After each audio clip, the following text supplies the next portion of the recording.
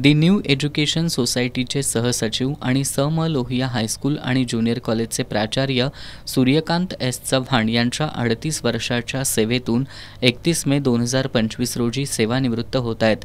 त्यांचा शैक्षणिक, सामाजिक, सांस्कृतिक, क्रीडा क्षेत्रातील दिलेल्या विशेष योगदानाबद्दल संस्था, मित्रमंडळी, हितचिंतक, माजी विद्यार्थी यांच्या वतीनं गौरव सोहळा आयोजित करण्यात आला होता। यावेळी माजी सनदी अधिकारी इंद्रजित देशमुख, शिक्षक आमदार जयंत असगावकर, ज्येष्ठ साहित्यिक डॉक्टर सुनील कुमार लवटे, संस्थेचे सल्लागार विनोद कुमार लोहिया आदींची प्रमुख उपस्थिती होती। सुरुवातीला प्राचार्य एस चव्हाण यांच्या जीवनावर आधारित चित्रफितीद्वारे जीवनपट उलगडण्यात आला।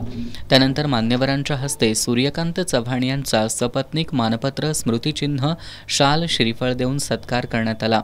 तसंच सूर्यकांत या गौरव ग्रंथाचं प्रकाशन करण्यात आलं। यावेळी बोलताना इंद्रजित देशमुख यांनी ऐश्वर्य, औदार्य आणि स्वातंत्र्य हे गुण ज्यांच्याकडे असतात तेच दातृत्व करू शकतात असं सांगितलं।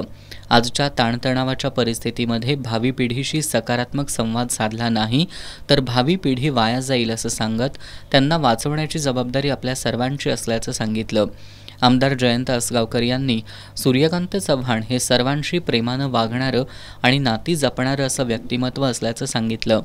ज्येष्ठ साहित्यिक डॉक्टर सुनील कुमार लवटे यांनी संस्थेनं विना अनुदानित तत्वावर कौशल्यावर आधारित सिनियर कॉलेज सुरू करावं अशी अपेक्षा व्यक्त केली।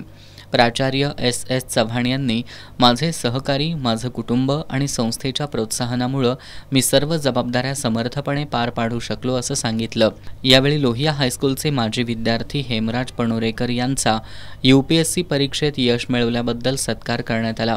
कार्यक्रमाला दी न्यू एज्युकेशन सोसायटीचे अध्यक्ष पद्माकर सप्रे, नियामक मंडळाचे अध्यक्ष निर्मल कुमार लोहिया, उपाध्यक्ष नितीन वाडीकर, नेमचंद संघवी, मकरंद गोंधळी, शिक्षक नेते दादा लाड, महेश जाधव, सयाजीराव पाटील, डॉक्टर स्नेहा फडणीस, शीतल हिरेमठ यांच्यासह संस्थेच्या सर्व शाळांचे प्राचार्य, मुख्याध्यापक, शिक्षक, शिक्षकेतर कर्मचारी, नियामक मंडळाचे सदस्य, आजी माजी विद्यार्थी उपस्थित होते।